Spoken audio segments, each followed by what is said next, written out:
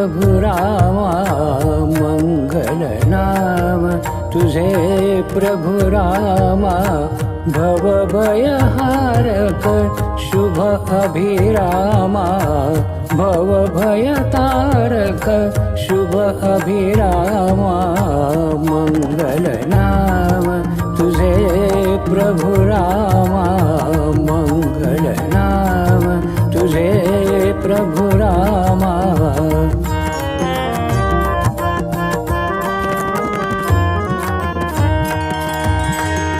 अमृतमय तव चरित्र गाथा रामा रामा अमृतमय तव चरित्र गाथा रामा रामा श्रांत चित्त हो पावत पावन धामा मंगल नाम तुझे प्रभु रामा मंगल नाम तुझे प्रभु रामा।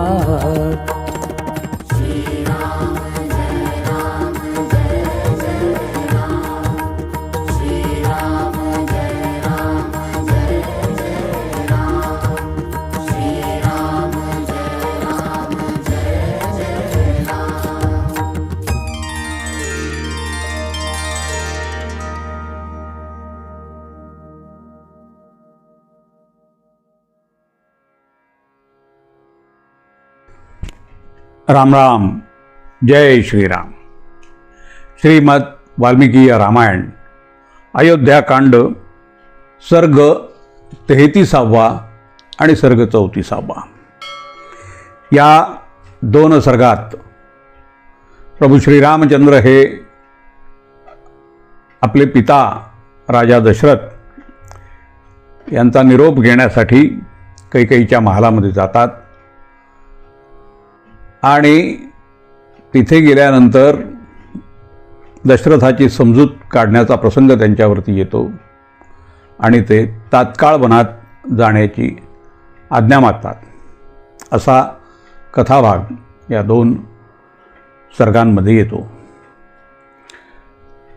प्रभू श्रीरामचंद्र जनकनंदिनी सीता आणि सुमित्रानंद लक्ष्मण यांनी त्यांचेकडचं सारं धन हे ब्राह्मणांना सेवकांना वेगवेगळ्या लोकांना ते धन दान केल्यानंतर ते आता दशरथाचं दर्शन घेण्यासाठी म्हणून त्यांच्या महालाकडे निघालेले आहेत। त्यांना भेटण्यासाठी जात असताना ते तिघही मार्गावरून पायीच चालत निघाले। त्यावेळी दोन सेवक त्यांच्याबरोबर होते आणि त्या सेवकांच्याकडे त्यांनी आपली जी शस्त्रास्त्र होती, जी शस्त्र त्यांना वनामध्ये आपल्याबरोबर न्यायची होती, ती शस्त्र त्यांच्या हाती दिलेली होती। त्यावेळेला त्या शस्त्रांचं पूजन केलेलं होतं, त्याला माला घातलेली होती आणि चंदन आदी सगळे उपचार हे केलेले होते आणि अशा रीतीने ते वनामध्ये निघण्यासाठी म्हणून आपल्या पित्याची आज्ञा घेण्यासाठी पित्याच्या दर्शनासाठी त्या महालाकडे म्हणून मग ते गेलेले आहे। त्यावेळेला ते जे शस्त्रास्त्र त्यांनी बरोबर घेतली होती ती आयुध खूप शोभून दिसत होती आणि त्यांचं दर्शन हे रस्त्याने चालणारी मंडळी ही घेत होती। अशा रीतीने हे वनात निघालेले असताना जे महालांमधून राहणारे लोक होते, 3 मजली इमारती होत्या, 7 मजली इमारती होत्या, मोठमोठे महाल होते। त्या सारांच्या सज्जामध्ये वर छपरावरती लोकच लोक बसलेले होते आणि ते अत्यंत केविलवाण्या दृष्टीने या तिघांच्याकडे पाहत होते। त्यांनी वरतून पाहिल्यानंतर तो जो मार्ग होता तो मार्ग अगदी गर्दीने भरून गेलेला होता। साऱ्या लोकांनी गर्दीच गर्दी केलेली होती आणि गर्दीतून मार्ग काढत काढत श्रीरामचंद्र लक्ष्मण आणि सीता हे निघालेले होते।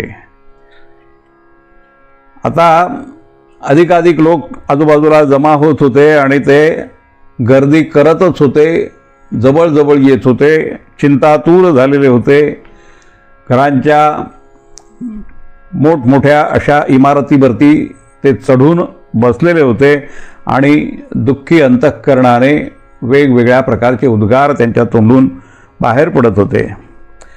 श्रीरामांचा तो धाकटा बंधू लक्ष्मण सावलीसारखा त्यांच्या मागे चाललेला होता आणि सीताही त्यांच्या मागे निघालेली होती. आणि हे सगळं पाहिल्यानंतर दुःखाने व्याकुळ झालेले लोक खेदाने वेगवेगळे जे उद्गार काढत होते तेही श्रीरामचंद्रांना ऐकायला येत होते. परंतु त्या साऱ्या गोष्टीचं निमूटपणाने ते श्रवण करीत त्याचा कुठलाही परिणाम आपल्यावरती होऊ न देता किंवा मध्येच थांबून लोकांशी कुठल्याही प्रकारचा वार्तालाप न करता ते पुढे पुढे सरकत राहिले. लोकांचे उद्गार असे होते, ते म्हणत होते, खरोखर ज्यांच्या मागे विशाल अशी चतुरंगिणी सेना असायची त्या श्रीरामांच्या मागे आज कोणीही नाही. आज ते एकटेच रस्त्याने चालत आहेत आणि त्यांच्या मागे सीतेबरोबर हा लक्ष्मण चालत आहे. मोठं केविलवाणं दृश्य आहे. ज्यांनी ऐश्वर्य सुखातच राहायचं अशा प्रकारचे हे लोक आहेत आणि ज्यांच्याकरता योग्य वस्तूचं भांडारच्या भांडार सिद्ध आहे असे हे लोक आहेत. ज्या लोकांच्या सगळ्या इच्छा पूर्ण होऊ शकतात अशा प्रकारचे हे आमचे राजकुमार आहेत. तेच आज धर्माचा मान राखण्यासाठी म्हणून आणि पित्याला खोटं पाडू इच्छित नाहीत म्हणून, त्याचं वचन हे सत्य झालं पाहिजे या कारणाकरता म्हणून आज ते वनात निघालेले आहेत. केवढी खेदाची ही गोष्ट आहे की आमचे श्रीराम हे आता वनात राहतील. अरे रे, ज्या स्त्रीला, या सीतेला आकाशात विहार करणारे पक्षी देखील बघू शकत नव्हते, ती सीता आज या अयोध्येच्या मार्गावरनं चालत जात आहे. ती रस्त्यावरती उभी आहे. अरे रे, किती वाईट अशा प्रकारचा हा प्रसंग उद्भवलेला आहे. ज्या सीतेने सुगंधी उटणी लावावीत आणि ज्या सीतेसाठी लाल चंदनाचं अशा प्रकारचं हे चंदन आहे आणि ते जिने अंगाला लावायला पाहिजे अशी ही सीता आता धुळीमधून चालते आहे. केवढा कठीण प्रसंग हा आलेला आहे. तो आम्हा अयोध्यावासियांचे हे डोळे हे हा प्रसंग पाहू तरी कसे शकतात. आता हे सगळी नाजूक मंडळी, ही नाजूक असणारे प्रभू श्रीरामचंद्र, लक्ष्मण आणि ही सीता तर अगदी फुलासारखी नाजूक आहे. ते आता सारे पाऊस, उन्हाळा आणि थंडी हे सहन करतील आणि लवकरच त्यांची ही जी तेजस्वी कांती आहे ती कांती आता फिकी पडेल. काय प्रसंग आहे बघा. निश्चितच आज राजा दशरथाला कुठल्या तरी पिशाच्याने त्याच्यामध्ये संचार केलेला आहे आणि म्हणूनच अशा प्रकारचं अनुचित बोलणं त्याच्या तोंडून बाहेर पडलेलं आहे आणि आपल्या ह्या पुत्राला त्यांनी वनवासाची शिक्षा दिलेली आहे. कोणताही पिता असल्या गुणवान मुलाला कधीच त्यागणार नाही. सामान्य परिस्थितीमध्ये तर सामान्य मुलाचा देखील त्याग कोणी करू शकत नाही. मग अशा प्रकारच्या प्रिय पुत्राला घरामधून बाहेर काढणं ही गोष्ट किती कठीण आहे. अहो, पुत्र हा गुणहीन जरी असला, दोष जरी त्याच्यामध्ये अनेक असले तरी सुद्धा त्याला घराबाहेर काढण्याचं धैर्य हे त्याच्या पित्याला सामान्य परिस्थितीमध्ये होत नाही. मग जिथे चरित्रानं ज्या श्रीरामांची जी उंची आहे, त्यांचं जे स्थान आहे ते वाढलेलं असताना, त्यांच्या चरित्राने जिथे सारं जग त्यांना वशीभूत होईल अशा प्रकारचं ज्यांचं व्यक्तिमत्व असताना त्यांना वनवासात पाठवण्याची गोष्ट या राजा दशरथाच्या मनात आली. ही गोष्ट फार फार अनुचित अशा प्रकारची आहे. अहो, ज्या श्रीरामांच्यामध्ये दयाबुद्धी आहे, ज्या श्रीरामांच्या स्वभावात क्रूरता नावालाही नाही, अभावच आहे त्या गोष्टीचा सगळा, विद्या आहे, शील आहे, दम आहे, मनोनिग्रह आहे, असे कितीतरी गुण हे ज्या श्रीरामांच्यामध्ये आहेत, आश्रयाला आलेले आहेत, त्या नरश्रेष्ठ श्रीरामांना या सगळ्या गुणांनी जे नेहमी सुशोभित झालेले असतात त्यांना वनवासात जाण्याची वेळ यावी ना, हे किती हा दैव दुर्विलास आहे. तेव्हा त्यांच्यावरती आघात करून, त्यांच्या राज्याभिषेकामध्ये विघ्न निर्माण करून, प्रजेला ज्याप्रमाणे उन्हाळ्यामध्ये अनुभव येत असतो की जलाशयातलं पाणी आटून गेल्यानंतर जी परिस्थिती निर्माण होते त्यामुळे ते जे तहानेने कासावीस होतात, तसं आता श्रीरामांच्या शिवाय या प्रजेची अवस्था झालेली आहे. ते जे प्राणी असतात ते जल सुकून गेल्यानंतर जलाशयातलं ते जसे तडफडतात तसं आता या प्रजेची अवस्था होणार आहे. श्रीरामांच्या शिवाय त्यांची तडफड ही किती होईल याला तर काही सीमाच नाही. अहो, हे श्रीराम म्हणजे एका महान वृक्षाचं मूळ असल्यासारखं आहेत. आणि हे मूळच कापलं तर मग हे वरची जी पानं फुलं आहेत ती सगळी सुकूनच जाणार आहेत. हे माणसाचं मूळ असणारे श्रीरामचंद्र आहेत. मग त्यांच्यावर अवलंबून असणारी ही जी माणसं आहेत, ते जे प्राणी आहेत, हा जो निसर्ग आहे, या निसर्गाचं काय बरं आता होणार आहे हे तर काही आम्हाला समजत नाही. असं अगदी विचित्र हा प्रसंग आमच्यावरती आलेला आहे. म्हणून आपण देखील काय केलं पाहिजे ते आपसामध्ये बोलत होते सगळे. बोलता बोलता त्यांच्या मनात हा विचार चमकून गेला की आपण देखील या लक्ष्मणासारखंच पत्नी आणि बंधू बांधवांना सगळ्यांना बरोबर घ्यावं आणि या श्रीरामांच्या पाठोपाठ त्यांच्याबरोबर आपण वनवासामध्ये जावं. ज्या मार्गाने हे श्री रघुनाथ जात आहेत त्याच मार्गाचा आपण आता अवलंब केला पाहिजे. हे जे श्रीरामचंद्र निघाले ते बाग बगीचे घरदार शेतीवाडी सगळं सोडूनच निघालेले आहेत. तर आपण देखील तसंच करायला पाहिजे. आपलं हे जे घरदार शेतीवाडी धनधान्य इत्यादी सगळ्या ज्या गोष्टी आहेत त्याच्या मोहात पडून आपण इथं राहताच कामा नये. आपणही या श्रीरामांच्या पाठोपाठ आता गेलं पाहिजे आणि त्यांच्या या सुखदुःखामध्ये वनामधल्या आपण त्यांच्याबरोबर सहभागी व्हायला पाहिजे. त्यांना या कठीण प्रसंगात आपण साथ दिली पाहिजे. आपण आपल्या घराची जी काही निधी असेल तो निधी आपण बरोबर घेऊन निघालं पाहिजे. त्याचबरोबर आपलं हे जे घरदार सगळं आहे ते उद्ध्वस्त केलं पाहिजे. अंगणातल्या फरशा काढून टाकल्या पाहिजे, खोदून टाकल्या पाहिजे. धनधान्यसुद्धा बाहेर काढून आपल्या ते बरोबर घ्यायला पाहिजे आणि सगळ्या आवश्यक गोष्टी बरोबर घेऊन आपण श्रीरामांच्या पाठोपाठ वनामध्ये त्यांच्याबरोबर जायला पाहिजे. चहूकडे या घरामध्ये मग धूळ साठेल ती साठू देत. या घरामध्ये उंदीर फिरतील ते फिरू देत. बिळामधून ते बाहेर पडतील ते पडू देत. त्यांना घरभर हिंडू देत. या घरामध्ये कधीही मग चूल पेटणार नाही. या घरात कोणी पाणी आणणार नाही. घर शिंपडून काढणार नाही की झाडूनही काढणार नाही. अशा ठिकाणी मग बली वैश्वदेव होणार नाही, यज्ञ होणार नाही, मंत्रपाठ होणार नाहीत आणि होम हवन जप इत्यादी सारं काही बंद होऊन जाईल.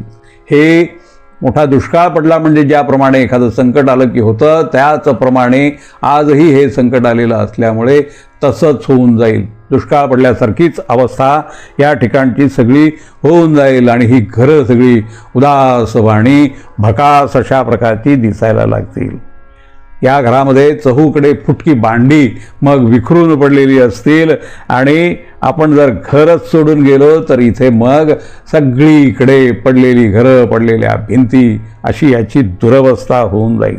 आणि मग असं जेव्हा हे सगळं नगर त्या कैकेयीला मिळेल तेव्हा मग तिला म्हणा, बस आता या नगरावरती राज्य करत बघ ही सगळी घरं आणि हे नगर. जिथे श्रीराम आहेत तिथेच आम्ही जाणार. तिथे मग आम्ही त्या वनामध्ये नगर बसू.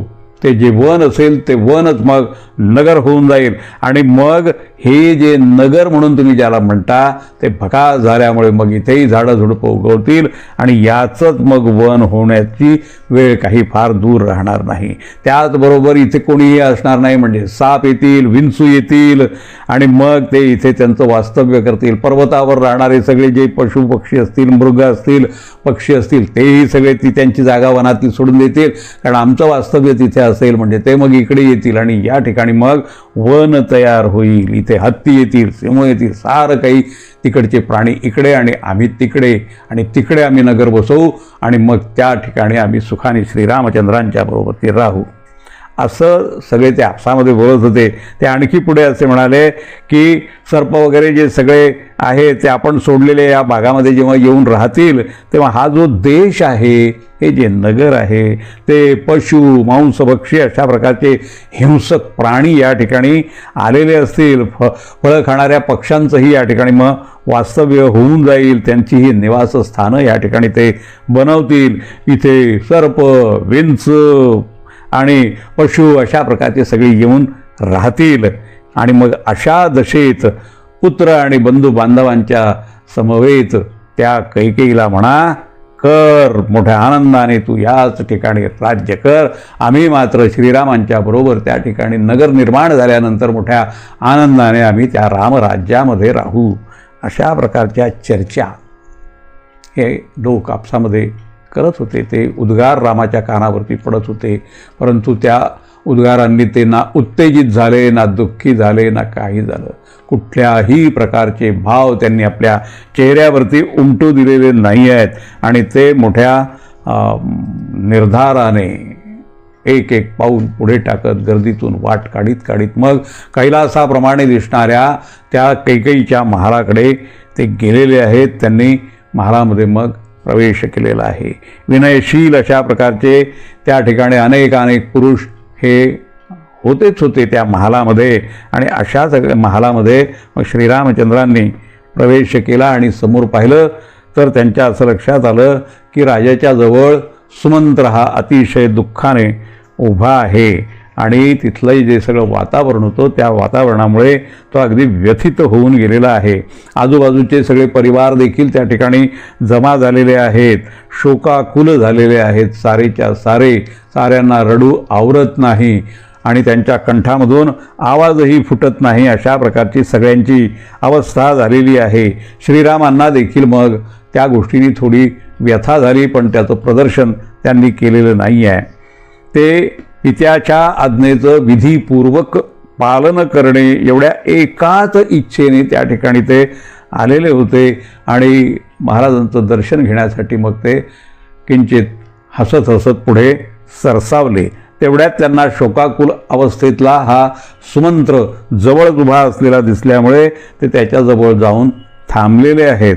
आणि थांबल्यानंतर मग त्यांनी मोठ्या विनयाने त्या सुमंत्राला असं सांगितलेलं आहे की आपण महाराजांना मी त्यांच्या दर्शनासाठी आलेलो आहे हे जरूर सांगावं.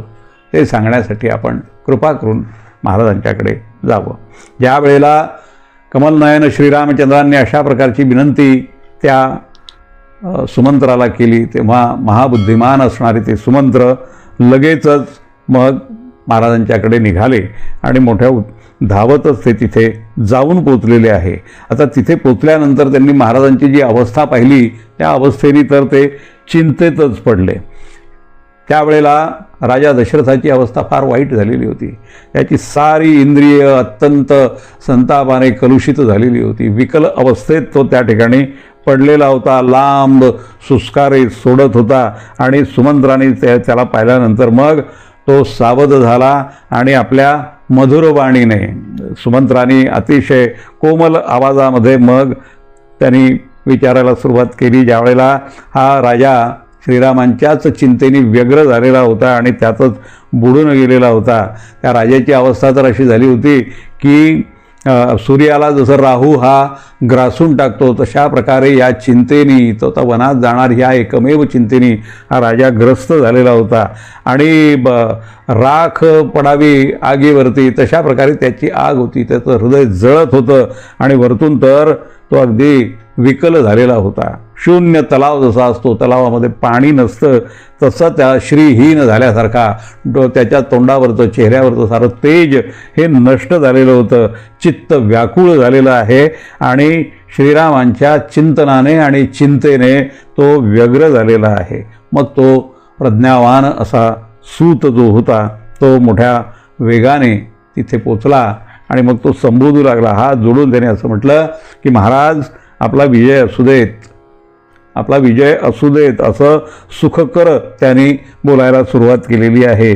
आणि त्याने राजा दशरथाला प्रेमपूर्वक मंगलकारक अशा प्रकारचा आशीर्वाद देखील दिला. आणि मग त्याच्याही मनात भय होतंच की याची प्रतिक्रिया आता राजाकडून कशा प्रकारची येते, राजा काय बोलणार असं भय होतं, व्याकुळता होती. तरीसुद्धा आवाजात माधुर्य ठेवत ठेवत त्यांनी बोलायला सुरुवात केली की हे पृथ्वीनाथ, आपले जे पराक्रमी पुत्र आहेत पुरुषसिंह श्रीराम, ते ब्राह्मण आणि इतर त्यांचे जे आश्रित होते, सेवक होते, त्या साऱ्यांना आपल्याजवळ असणारं जे धन आहे ते दान करून लक्ष्मण आणि सीतेसहित ते आपल्या दर्शनासाठी आलेले आहेत. ते आता वनामध्ये गमन करीत आहेत आणि आपल्या आज्ञेसाठी आपली वाट पाहत आहेत. आपल्याला त्यांना भेटायचं आहे, आपलं दर्शन घ्यायचं आहे आणि त्यांना आता वनामध्ये, विशाल अशा वनामध्ये जायचं आहे.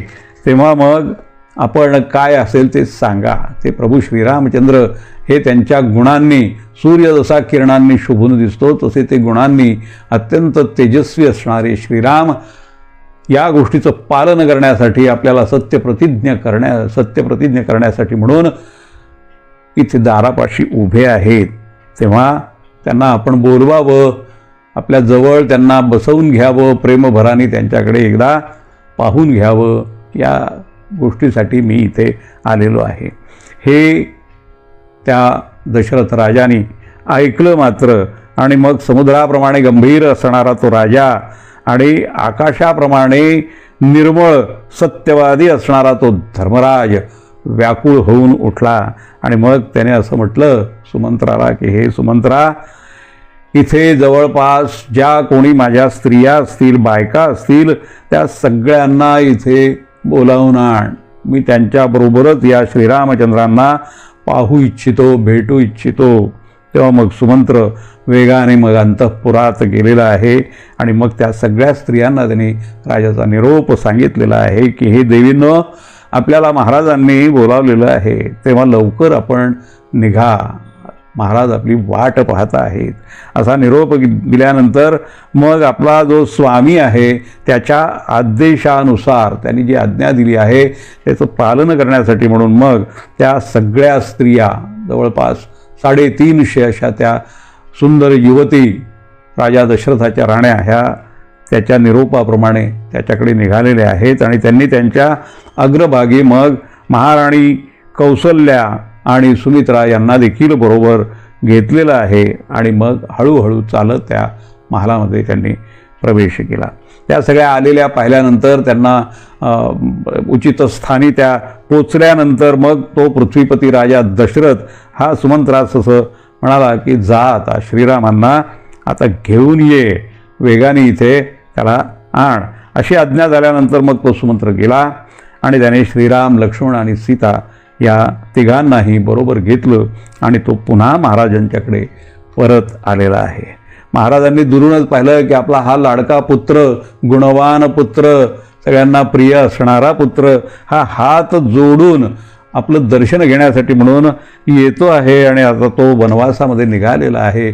या विचाराने पुन्हा एकदा व्याकुळता त्याला आली. तो आसनावरून एकदम उठून उभा राहिला आणि वेगाने मग बायकांनी भरलेले त्याच्या मध्यभागीच तो बसलेला होता. तर एकदम त्यासुद्धा व्याकुळ झाल्या, शोकार्त झाल्या आणि तो देखील अत्यंत विकल अवस्थेला जाऊन पोचलेला आहे. त्याच वेळेला मग तो श्रीरामांच्याकडे अत्यंत वेगाने निघाला, परंतु भावनातिरेक हा झाल्यामुळे तो श्रीरामांच्यापर्यंत पोचूच शकला नाही. मध्येच कोसळला आणि कोसळल्यानंतर मूर्छित झाला. मूर्छित झाल्यामुळे मग त्या ठिकाणी ज्या स्त्रिया सगळ्या आलेल्या होत्या त्या एकदम शोकार्त झाल्या. त्यांच्या हातातली कंकणं त्या ठिकाणी वाजलीत आणि त्या एकदम आक्रोश करू लागल्या. रामा रे रामा असा आवाज त्यांचा त्या ठिकाणी मोठ्याने आला. इकडे राजा दशरथ मूर्छित पडला. त्या साऱ्या त्या श्रीरामांच्या माता ह्या शोकार्त झाल्या, त्या रडायला लागल्यात. आणि हे सगळं पाहिल्यानंतर मग प्रत्यक्ष श्रीराम आणि लक्ष्मण हे सुद्धा रडायला सुरुवात झाली आणि सीतेला देखील रडू आवरेन असं झालं. आणि मग त्या तिघांनी आपल्यावरती ताबा ताबडतोब मिळवला आणि राजाला उचलून त्यांनी मग मंचावरती ठेवलेलं आहे. अशी तिथली अत्यंत विकल अशा प्रकारची अवस्था झाली. शोक अनावर झाला साऱ्यांना. शोकाचा सागरच त्या ठिकाणी निर्माण झालेला आहे. आणि त्यावेळेला मग राजाला किंचित शुद्ध आली. तो राजा किंचित असा उठून बसला, टेकून बसला. तेव्हा मग श्रीरामचंद्र यांनी त्यांच्यासमोर हात जोडलेले आहेत आणि मग आज्ञा घेण्यासाठी मी आलेलो आहे. मी आता वनगमन करीत आहे आणि आपण मग कल्याणमयी अशा प्रकारचा आशीर्वाद मला द्यावा, त्या दृष्टीनं आपल्याकडे मी आलेलो आहे. मला तर वनात जाण्याची आपण आज्ञा द्या, पण माझ्याबरोबर ही सीता देखील निघालेली आहे, तिला देखील आज्ञा द्या.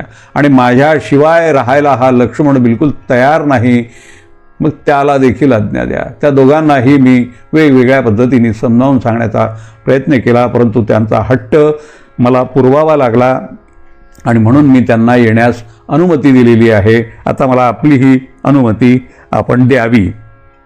त्यांना थांबवण्याचा माझा प्रयत्न व्यर्थ झालेला आहे असं त्यांनी सांगितल्यानंतर तो नरेश आणखीच शोकमग्न झालेला आहे. आता तो असं मग श्रीरामचंद्र त्यांची समजूत काढतायत की अहो, ब्रह्मदेवाने ज्याप्रमाणे आपल्या पुत्रांना सनकादिकांना वनात जाऊन तपश्चर्या करण्याची आज्ञा दिलेली आहे, तशी अनुमती त्यांनी दिलेली आहे, त्याचप्रमाणे आपणही मला वनात जाण्यासाठी या सीतेसहित लक्ष्मणाला देखील आपण तशा प्रकारची आज्ञा द्यावी. आणि असं त्यांनी विनंती केल्यानंतर तो उभा राहिला. आज्ञेची प्रतीक्षा करणाऱ्या त्या श्रीरामचंद्रांकडे मग राजा दशरथ हा एकटक पाहायला लागला. अनेक विचार त्याच्या मनामध्ये दाटून आलेले होते. मग तो असं म्हणाला की हे रघुनंदना, मी या कैकेयीला जो वर दिला होता त्या वरामुळे मी खूप अडचणीत आलेलो आहे. त्या वरामुळे माझी कोंडी झालेली आहे रे. त्यामुळेच मी या मोहामध्ये सापडलेलो आहे. तर तू असं कर, ही तर काय माझी इच्छा नाही, म्हणून तुम्हाला आता कैद कर आणि या अयोध्येचा तू राजा बनून जा. अशा प्रकारचं वक्तव्य त्याचं ऐकल्यानंतर मग संभाषणामध्ये अतिशय चतुर असणारे ते धर्मात्मा श्रीराम मग त्यांना असं उत्तर देतात. दोन्ही हात जोडून ते आपल्या पित्याला असं म्हणतात की महाराज, आपण हजारो वर्षापर्यंत या पृथ्वीचे अधिपती राहावं अशीच माझी इच्छा आहे. मी तर आता वनातच प्रयाण करीत आहे, जाणारच आहे आणि तिथेच मी निवास करणार आहे. मला राज्य घेण्याची अजिबात इच्छा नाही. हे नरेश्वर, मी 14 वर्षापर्यंत वनामध्ये हिंडून आपली प्रतिज्ञा पूर्ण करून मग परत येईन. 14 वर्षानंतर मी आपल्या चरणांपाशी येईन आणि आपल्या सेवेसाठी रुजू होईन. राजा दशरथ एकतर सत्याच्या बंधनात गुंतल्यामुळे, त्यामध्ये बांधला गेलेला असल्यामुळे तो काही करू शकत नव्हता. दुसरं त्याच्या बाबतीत असं होतं की एकांतामध्ये ही महाराणी कैकेयी जी होती, ती कैकेयी श्रीरामांनी त्वरित वनात जावं अशा प्रकारचा आग्रह करत होती आणि त्यांना त्रस्त करून सोडत होती.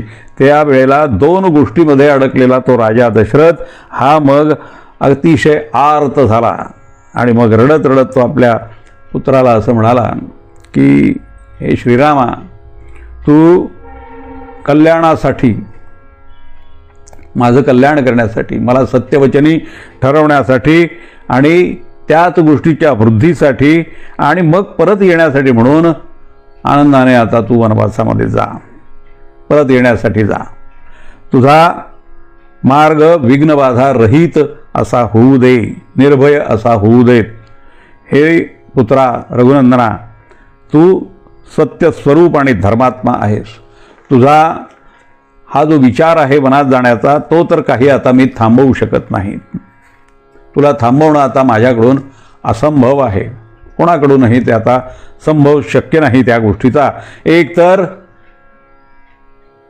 माझी अशी इच्छा आहे की एक रात्र तू आणखी या ठिकाणी माझ्यासाठी म्हणून थांबला पाहिजेस. आता तू एक दिवस इथे राहा आणि तऱ्हेतऱ्हेचं हे जे सुख आहे ते सुख तुला देण्याचं सुख मला मिळू दे.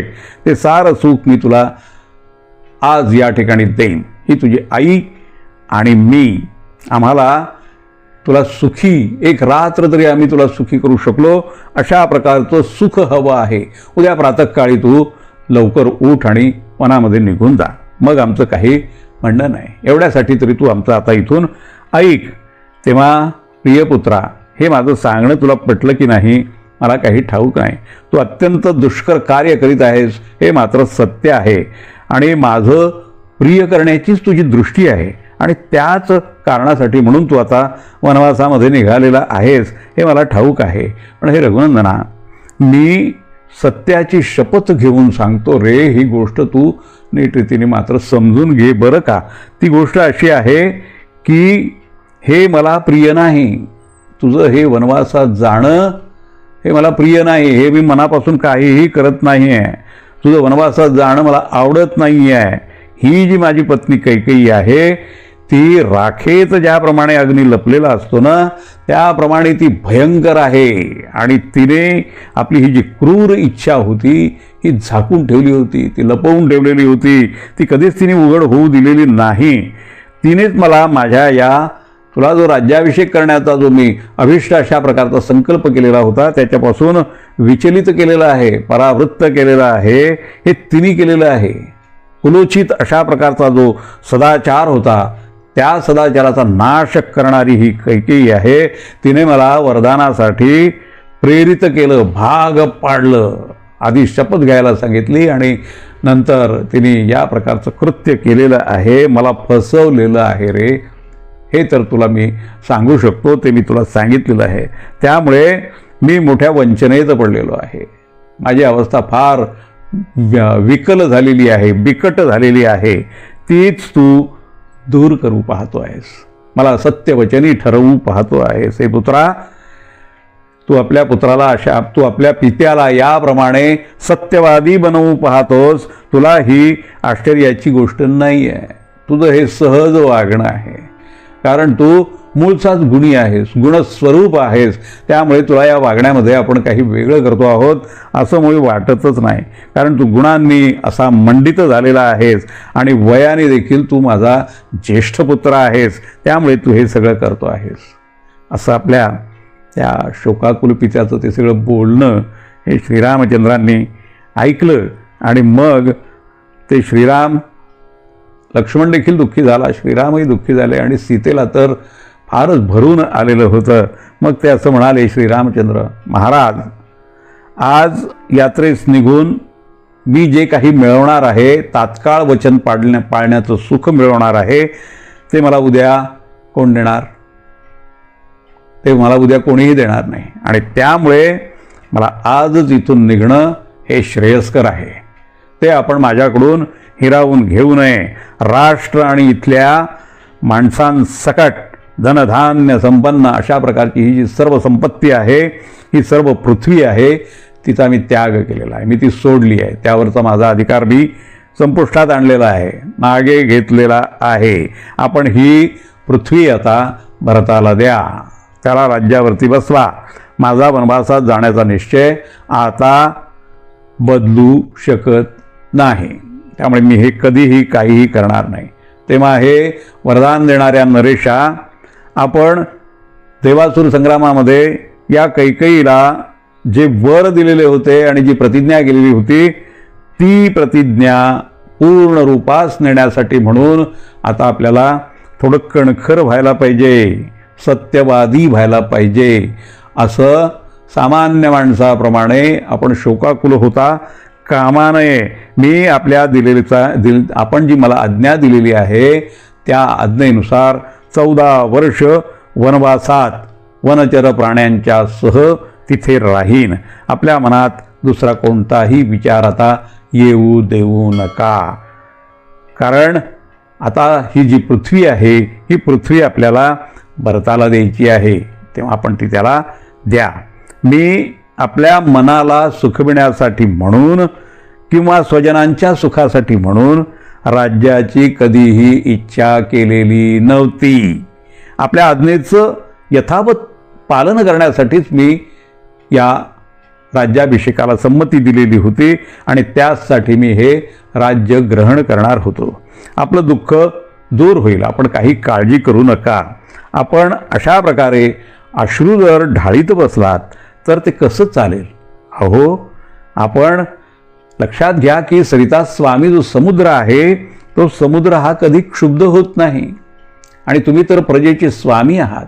आपण क्षुब्ध होऊन कसं बरं चालेल?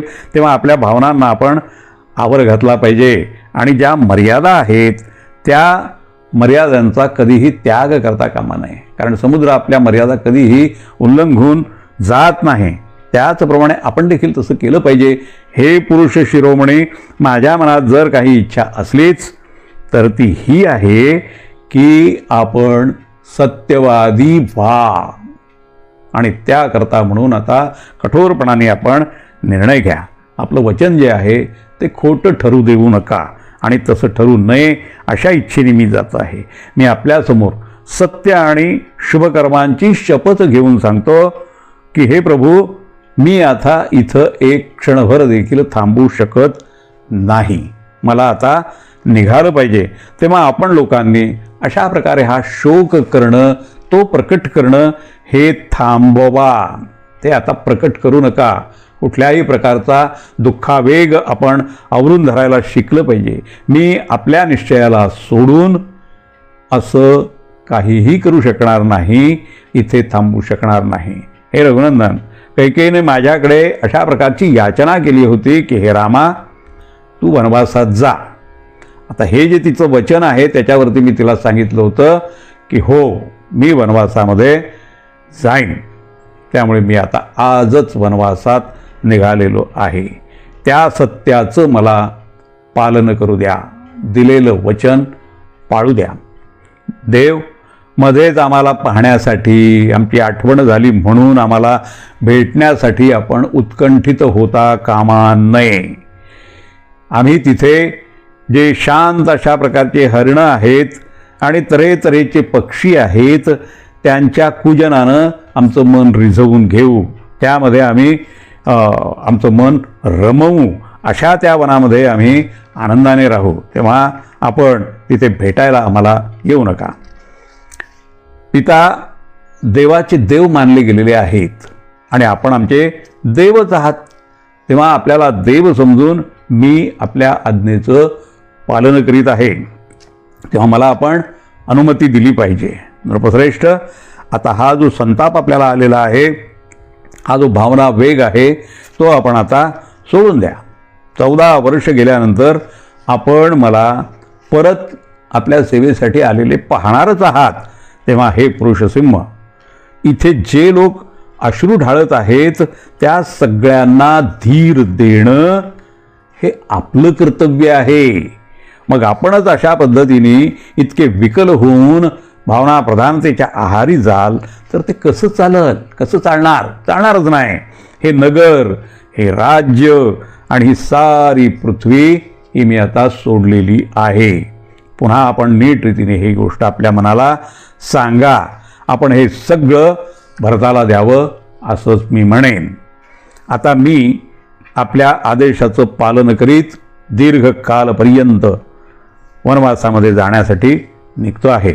मी सोडलेली ही जी पर्वतखंड आहेत, उपनगरं आहेत आणि उपवनासहित ही जी सारी पृथ्वी आहे त्या सगळ्या पृथ्वीचं आपण भरतासाठी म्हणून त्याला याचं राजा करून आपल्या मर्यादेचं पालन आपण करावं असं मी आपल्याला सांगत आहे. हे नरेश, आपण जे वचन दिलं होतं ते वचन पूर्ण करावं, ते वचन पूर्ण होवो अशा प्रकारची मी इच्छा व्यक्त करतो. हे पृथ्वीनाथ, निष्पाप महाराज, सत्पुरुषांकडून अनुमोदित आपल्या या आज्ञेचं पालन करणं हेच माझं कर्तव्य आहे आणि त्यातच माझं मन आता पूर्णपणाने गुंतलेलं आहे. असं मोठमोठ्या भोगांमध्ये, आवडत्या अशा पदार्थामध्ये आणि ह्या ज्या सगळ्या गोष्टी आपण आत्ता बोलता आहात त्या आता माझ्यासाठी नाहीत. त्याकरता आपण दुःख व्यक्त करू नये. आपण आता त्यातून मुक्त व्हावं हेच बरोबर. हे निष्पाप नरेशा, आज आपल्याला खोटं पाडून मी जर हे अक्षय राज्य घेतलं आणि सर्व प्रकारचे हे जे भोग आहेत ते जर भोगायचं ठरवलं तर मला त्यामध्ये आता बिलकुल रस नाही. हे जे भोग, पृथ्वीचं राज्य, हे आधिपत्य मिथिलेश कुमारी ही जी सीता आहे ती, आणि अन्य कोणत्याही प्रकारचे जे भोग असतील, सुख प्राप्त होईल अशा गोष्टी ज्या असतील, त्या कोणत्याही गोष्टी आता माझ्यासाठी नाहीत. त्यांचा मी आता स्वीकार करू शकत नाही. माझी एकमेव अशी इच्छा आहे की आपली प्रतिज्ञा सत्य होऊ दे, आणि त्याचसाठी मी ही प्रार्थना करीत आहे. मी विचित्र वृक्षांनी भरलेल्या त्या वनवासामध्ये आता प्रवेश करीन. कंदमुळांचं भोजन करीत ही 14 वर्ष मी त्याच ठिकाणी राहीन.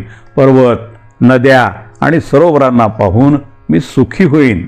ते सौंदर्य मला न्याहाळता येईल. तेव्हा आपण आपल्या या मनाला शांत करावं, हेच बरं.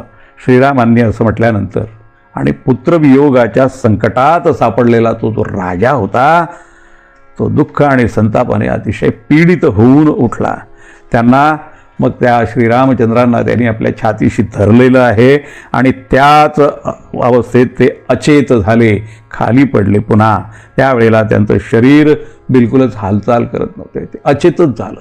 काही त्यांना शुद्धच राहिलेलं नाहीत.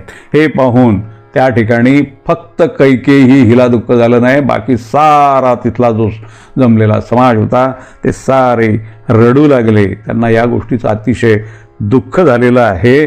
आणि सुमंत्रही मग रडता रडता भावनावेग अनावर झाला, आणि तो देखील मूर्छित होऊन तिकडे खाली पडला. अशा रीतीने त्या महालामध्ये सगळीकडे हाहाकार निर्माण झाला. या ठिकाणी सर्ग 33 आणि सर्ग 34 पूर्णत्वास गेलेले आहेत. श्रीराम.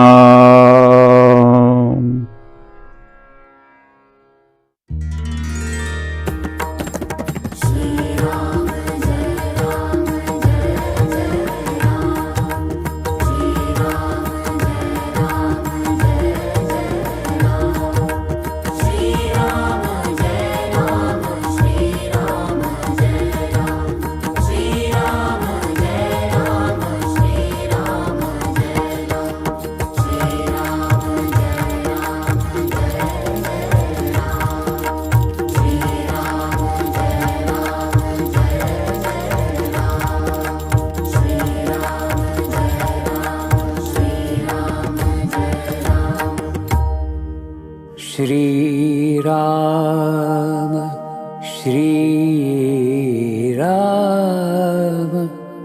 श्रीराम श्री